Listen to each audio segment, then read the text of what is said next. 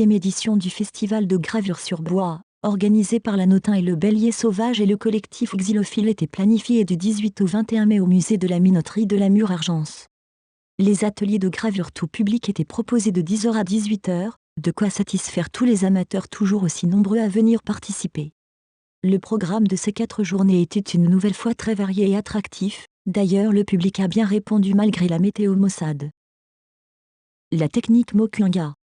Cette année, le programme suggérait des propositions de partage d'expériences sur la technique Mokuanga, impression japonaise. Ici, pas besoin de presse mécanique pour le tirage. Seuls des matériaux simples s'expriment, bois, eau, pigments, papier. Une nouvelle fois, Xylophile a permis à son public de connaître, de perfectionner, de partager de nouveaux procédés sur l'art de la gravure et de l'impression. Au vu de tous les échanges pendant les ateliers, on comprenait que le public était intéressé et motivé par toutes ces connaissances et ces techniques qui ont traversé les continents et les siècles. La mise en place et les gestes semblent simples, une fois toutes les informations bien assimilées, le geste doit rester précis et les manipulations du papier et du bout à graver nombreuses. Le résultat est toujours surprenant et qualitatif pour celui qui a assimilé toutes les compétences.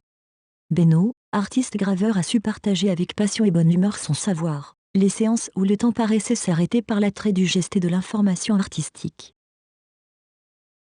Artiste invité 2023, Claire Poisson. Claire Poisson, lors du vernissage du festival, indiquait qu'elle était venue il y a quelques années participer à Xylophile un peu par hasard. L'ambiance et la chaleur humaine qui se dégagent l'ont séduite. Elle a renouvelé l'expérience plusieurs fois. Lorsqu'en 2021, Jean-Marc lui a parlé de l'inviter comme artiste, elle a été heureuse de cette suggestion.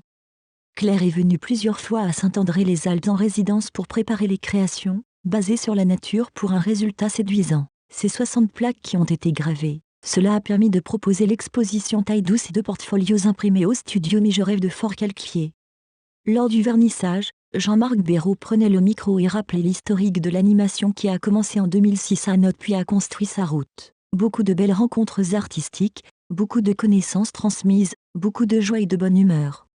Il disait aussi que certaines aides, subventions, n'étaient pas arrivées, ce qui était complexe pour le bouclage de cette édition. Il annonçait aussi qu'il était dans le flou pour la suite Xylophile sans une nouvelle dynamique collective pour clôturer les budgets futurs. Il remerciait tous les partenaires qui ont permis cette édition 2023. Ce sera subséquemment le tirage de la tombola, le verre de l'amitié, le concert à 20h30. Puis tout le monde se retrouvera dimanche pour la dernière journée.